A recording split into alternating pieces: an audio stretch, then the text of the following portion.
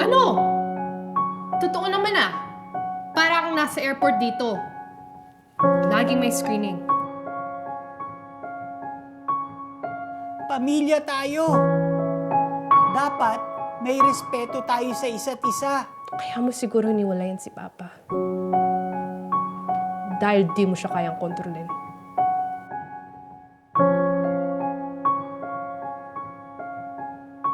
Akala mo ba hindi masakit sa akin yun? At hindi rin ganun kadaling umuwi ng Pilipinas, Mia. Ang mahal ng pamasahe.